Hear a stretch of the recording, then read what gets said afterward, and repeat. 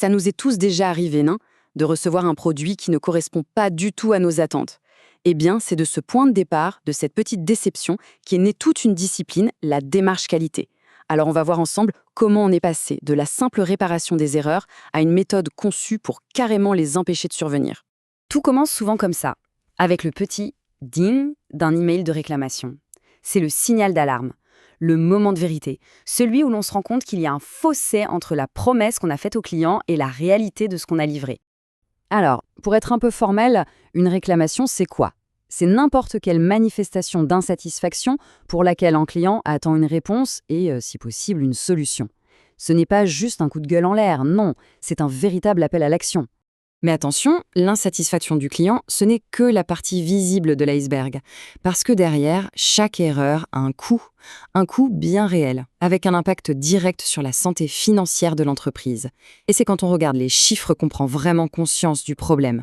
La vraie question, c'est concrètement, combien ça coûte quand les choses tournent mal? Eh bien, la réponse peut être assez choquante. On ne parle pas juste de remplacer un produit, non, on parle de toute une chaîne de conséquences financières. Pour que ce soit parlant, prenons un cas concret, une entreprise qui fabrique des parquets en bois. En une seule année, le coût total de leurs problèmes de qualité a dépassé les 310 000 $. 310 000! Imaginez un instant tout ce que l'entreprise aurait pu faire avec cet argent. Investir, innover, peut-être même embaucher. C'est un impact direct et massif sur les bénéfices. Et c'est là que ça devient vraiment intéressant. C'est quand on regarde la répartition de ces coûts. Tenez-vous bien, presque 180 000 $ pour les défaillances externes, c'est-à-dire les problèmes qui arrivent jusqu'au client. C'est plus de 10 fois ce qui a été investi dans la prévention.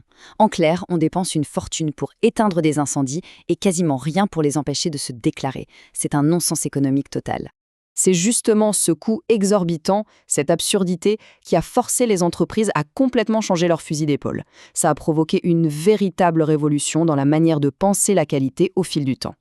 Et ce schéma, il raconte parfaitement cette histoire. Au tout début, à l'époque de l'artisan, on se contentait de faire. Puis, avec l'industrie, on a ajouté une étape, le contrôle qualité. On s'est mis à faire et vérifier à la fin. L'étape d'après, l'assurance qualité, a ajouté la dimension de prévoir.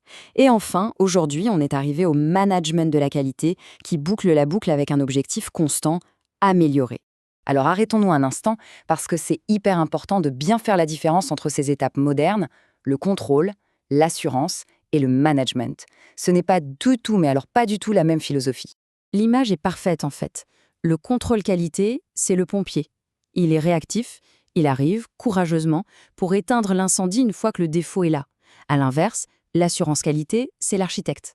Elle est proactive. Elle conçoit le bâtiment dès le départ avec des matériaux anti-feu, des portes coupe-feu, des sorties de secours. Bref, elle fait tout pour que l'incendie ne se déclare jamais. Et le système de management de la qualité, ou SMQ, eh bien, il va encore plus loin. Là, on change carrément de dimension.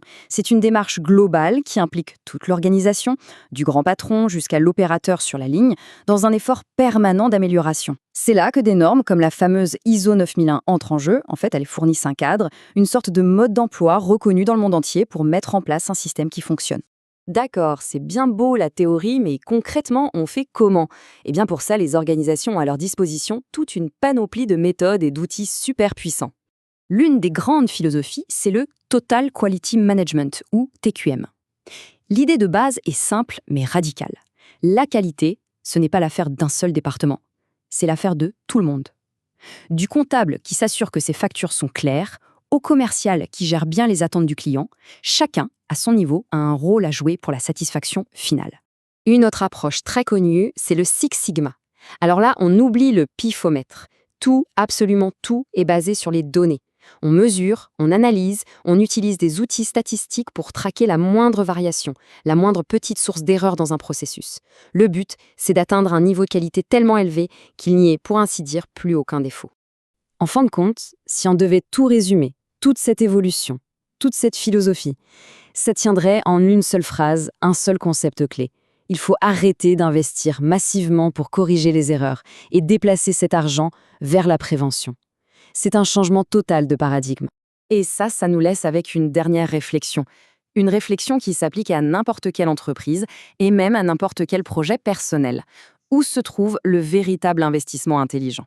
Est-ce que c'est dans le fait de devenir un expert pour réparer les choses quand elles cassent, ou est-ce que c'est dans l'art de concevoir des systèmes tellement robustes qu'ils ne cassent jamais?